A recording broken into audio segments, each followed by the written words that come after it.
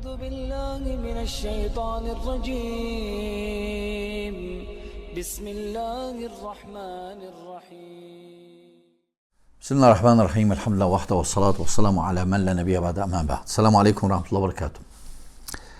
Deməli, biz davam edirik Yezid ibn Muaviyyənin hicrətin 60-dan 64-cü ilinəcən olan xilafətdə olan vaxtın və orada olan hadisələri.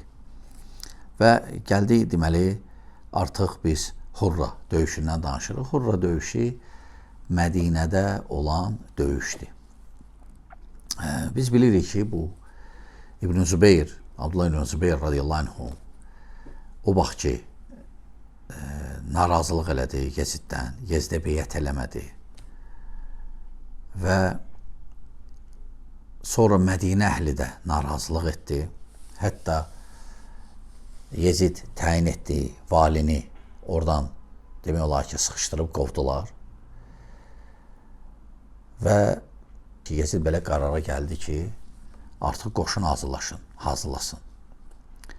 Qoşun hazırlanandan sonra təxminən qoşun cürbəcür rivayətlər var. 12.000 var, 20.000 və s.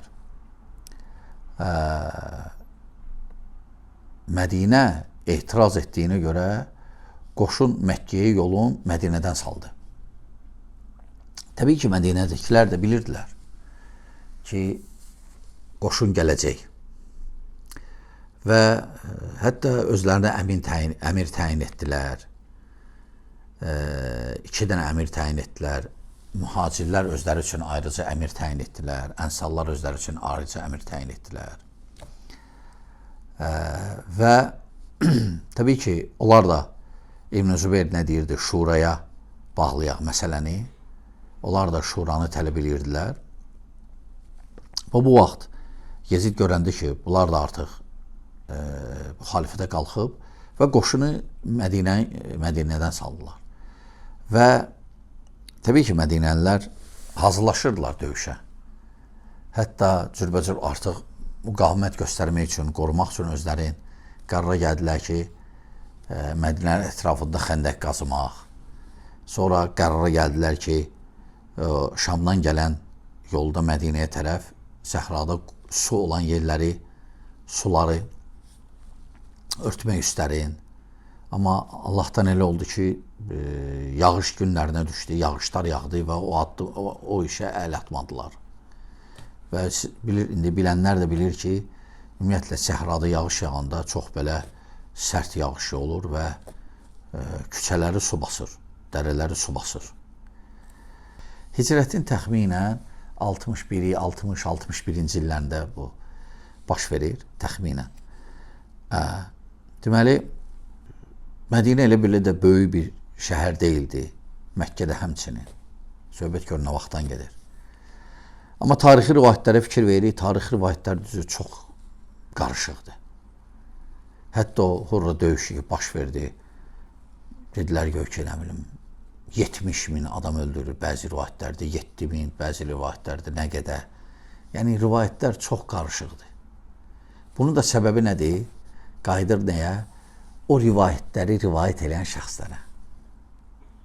Məsələn, onların içində Vaqidi, məsələn, məşhur Vaqidi rivayət edən var. O da ümumiyyətlə deyiblər ki, zəifdir o, əslən.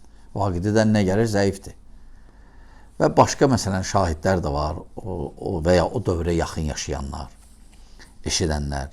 Yəni, çox qarışıqdır. Və hətta rivayət edirlər ki, güya ki, Yezidin qoşunu girir ora və hamısını qırır, qadınları təcavüz edirlər qadınlara və s.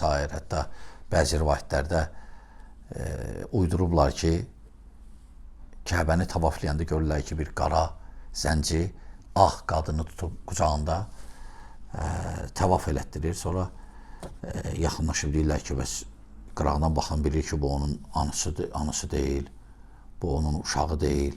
Soruşanda deyir ki, yox, mənim anamdır. Sadəcə Hurra günü hamilə qalmışdı. Yəni, o dərəcədə Yezidi, ümumiyyətlə, əməvələri pisləmək üçün, pis zənnə gətirib çıxarmaq üçün cəmaatı, yəni, uydurma rivayətlər də ediblər. Lakin Bilirsiniz necədir? Kim belə şeyləri tənqid edir, sonra öz başlarına gəlir o. Sonra öz başlarına onlar özləri çəkirlər onu. Və təbii ki, bunlar hamısı batildir. Necə olmasa da Yezidin qoşunu müsəlmanlar idi, möminlər idi, ibadət əhli idi. Həmçinin Mədinədə sahabələrin yeri idi, tabinlərin yeri idi. Düzdür, baxmayaraq İbn Ömər, İbn Abbas radiyallahu anhuma, İbn Ömər nəsihət elədi. Nəsihət elədilər Mədinə əhlinə, olan valislərinə, kimlər ki, təzə vali olmuşdular, vali yəni əmir olmuşdular. Onlara hətta məktubda yazdı, xüsusən İbn Ömər radiyallahu anhuma. İbn Ömər hətta Peyğəmbər sallallahu aleyhi ve sellem hədisin yadından salır. Onların deyir ki, Peyğəmbər sallallahu aleyhi ve sellem mən xələ yədən min ta'atin laqiyallahu yawmal qiyamə la hüccətə lehu. Kim əmirə itaətdən əl çəksə, qiyamət günü gələcək, onun dəlili olmayacaq bir şeydə. Yəni dəlil yoxdur, yəni nə dəlil gətirəcəksən? Yəni bu dərəcədə hakimiyyə məsələsi mühümdür İslamda. Çünki bunun bir dənə hakimin olmağı bir dənə deyil, orada əmin-amanlıqdır və s. Böyük məsələlərdir. Sonra həmən hədisdə Peyğəmbər sallallahu aleyhi ve sellem buyurur ki, وَمَنْ مَاتَ وَلَيْسَ فِي عُنُقِهِ بَيْعًا مَاتَ مَيْتَةً جَاهِلِيَّةً. Kim öləndə əgər beyət eləməmişdi, öz vaxtındakı olan rəhbərə, imama, onun artıq ölümü cahiliyə ölümü kimidir. O deməkdir, o kafir kimidir. Sadəcə cahillikdə yox idi əmir, heç nə. Peyğəmbər sallallahu aleyhi ve sellem oxşadır o halı, o əməli cahillik devrindən. Çünki cahillik dövründə yox idi hələ əmir və s. kiməsə tabi olmaq. Ona görə Peyğəmbər sallallahu aleyhi ve sellem buyurur ki, onun ölümü cahillik vaxtında ölüm kimi bir fərq yoxdur. Yəni əmirsiz ölmək, rəhbərsiz ölmək, hakimsiz ölmək, elə bir ki, cahillik dövründə ölmüş kimidir. Bu pisləyib İslam bunu. Pisləyib. Ona görə bir müsəlman çalışmalıdır ki, öləndə hakim olsun. Tanıyan hakim olsun. Yaşadığı yerin hakimini tanısın. Onu göstərir. Ki, hakimə bağlayır. Əhalini, insanı. Və bu bir dənə ona görə deyil ki, tabi olsun kimsə. Yox, burada böyük mənalar var. Burada həm əmin-amanlıqdır, həm onların qorunmasıdır, həm ölkənin qorunmasıdır. Həm də Rəbbani bir bizə nədir? Tövsiyə. Rəbbani tövsiyədir.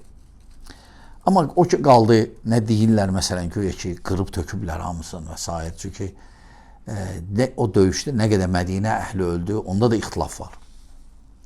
Onda da ixtilaf var. Deyirlər ki, 700 hafiz getdi. Allah bilir, Allah bilir. Yəni o dərəcədə də bu məsələləri yəni belə şişirtmək yəni səhvdir. Çünki məlumdur, bu tarix yazılanda necə qeyd etdiyi əvvəlində də Abbasilərin vaxtında yazılıb. Və ona görə Abbasilərin vaxtında yazıldığına görə bəzi ravilər istifadə edib, əqidələrdən görə, mənhəclərdən görə və Əməvilərdən nə gəldi deyiblər. Və ya bir hadisə olub, onu çox şişirdiblər həddindən artıq. Bu da səbəblərdəndir. Rivayətlərə çünki baxanda dəhşətli rivayətlər var. Bəli, sahabələrdən də bir neçəsi o Mədinəni qoruyanda öldülər, yəni öldürüldülər. Lakin indi nə danışaq orada? Mədinə belə də böyük bir şəhər deyildi. Və həmçinin də Yezidin qoşunu güclü idi. Necə qeyd etdi, bəzi rivayətlərdə 12 min, bəzi rivayətlərdə 20 min. Bunlar gedirdilər Məkkəyə İbn Zübeyrin, çünki İbn Zübeyir doğrudan etiraz eləyirdi və bu etiraz yayılırdı. Və bu etirazı yatsıdırmaq üçün. Və ona görə döyüş də demirəm ki, bir neçə gün çəkdi və s. Bu belə bir fitnə oldu Mədinədə. Mədinə əhlinə, Yezidin İbn Muaviyyənin vaxtında. Və deməli, o döyüşdən sonra Mədinədə o qoşun olan vaxtı, olan bəzi hadisələr inşallah gələn məclisimizdə ondan danışarıq ki, Hurra döyüşündən sonra Mədinədə Yezidin qoşunu neynədi, neynəmədi, o məsələyə toxunarıq. Çünki yalan, böhtanlar, ümumiyyətlə, nədir Yeziddir, onun ətrafında, onun qoşunu ətrafında çoxdur, həddindən artıq yalan, böhtan. İnşallah gələn məclisimizdə bu məsələlər toxunacaq. İnşallah. Allah Subhanahu taala bizə eşidib faydalarını etsin. Həmçinin bilirsiniz, qeyd eləmək istəyirəm ki, sahabələr məsum deyildilər. Sahabələrdə ola bilsə səhv olsun. Məsələn, tutaq ki, sahabələrin dəlil gətirməyə, məsələn, biri gətirə bilər, ola bilsin İbn Zübeyir hakimə qarşı çıxmağı və ya Hüseynin və ya Həsənin, məsələn, və ya Muaviyyənin səhvdir. Səhvdir, hakimə qarşı çıxmaq, dəlillər bizə qadağan edib, dəlillərlə. Bir halda çıxmaq olardı, kafir olsa. Amma əks halda hakimə qarşı, müsəlman hakimə qarşı istəyir adil olsun, istəyir zalim olsun, çıxmaq səhvdir və şəriət qadağan eləyir. Onun fəsadları böyükdir. Kim şəriətin məsləhətindən uzaq düşərsə xeyrə çatmaz. Və biz görürük doğrudan. Tarix boyu kim hakimə qarşı çıxıb xeyrə çatmayıb. Xeyrə çatmayıb və nəticədə nə olub? Fitnə fəsad başlayıb. İnsanlar hətta o hakimi həmişə istəyib, devrilən hakimi, öldürülən hakimi və ölkə zəifləyib, aclığa səbəb olub, yaşamağa, ağır yaşamağa səbəb olub, nemətin gedməyinə səbəb olub, nemətlərin və həmçinin də düşmənlərin güclənməyinə səbəb olub və hətta düşmənləri ayaq altında, ölkəsinin ayaq altında olmağına səbəb olub düşmənlərin. Ona görə yəni şəriət bəziləri elə yanaşır ki, bu məsələ eşiləndə ki, hakimə qarşı çıxmaq olmaz. Bəziləri dərhal fikirləşir ki, bu deyəsən hakimin adamıdır. Və eşidirik. Və ya bu, deməli, hakimin partiyasındadır, hizbindədir. Və ya məsələn, hakim buna deyəsən nəsə verib. Yəni, o dar düşüncəli insanlardır. Dar düşüncəli. Hətta, məsələn, deyəndə hakimə qarşı çıxma olmaz. Deyirlər, bu işləyir. Bu işləyir. Məsələn, adi özünüz görürsünüz də. Qıraqdan danışmırıq, bizimlə səhvdə deyənlər, məsələn, adildir və s. Onlar deyirlər ki, gör ki, mən işləyirəm. Onlar işləmir, ancaq mənəm işləyən. Mən də deyirəm ki, kim mənim barədə deyir ki, mən işləyirəm, deməli, o da işləyir. Ne üçün? Deməli, səhər-səhər səhvdə dayananda, deməli, görüb də məni. Və ya Urus dilində desə, stroyda dayananda, səhər stroyunda dayananda, deməli, o məni görüb ki, mən də stroydayam ona görə. Belə, bu elm tələbəsi əgər belə şey deyirsə, təsəvvürlə, avam sıravı kütlə nə deyir, nə danışır? İxtilaf ediblər, Zvanyam nədir?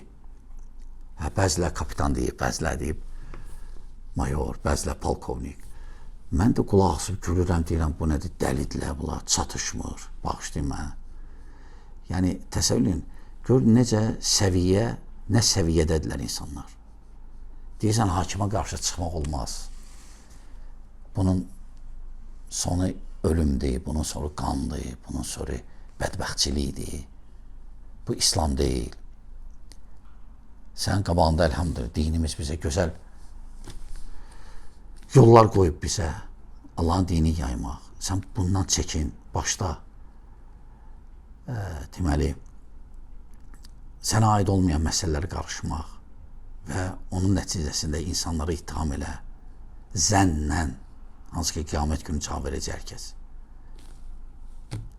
Əgər bu elm tələbəsi bu gündədirsə və təsəvvürlə sınavı nə gündədir? Bu da adamı təsirləyən, Allah şəfa versin. Təbii ki, bu psixoloji problemlərdən irəli gələn şeydir. Yəni, normal ağıl sahibi elə deməz. Hələ qalsa hamısını onda ittiham bilərik biz, kimə gəldi. Görsən ki, mən bunu qaytaram, psixoloji xəstə insanlar da olar. Ona görə, qardaşlar, yəni bu məsələlər ciddi məsələlərdir, ehtiyatlı olun, söz deyəndə, hərəkət eləyəndə. Elm öyrənin, şəriət öyrənin, İslamı öyrənin, hər şey aydın olacaq. Allah subhanallah bizə üçün faydalardan etsin. Vəssalamu aleykum və rəhmətullahi və bərəkatuhu.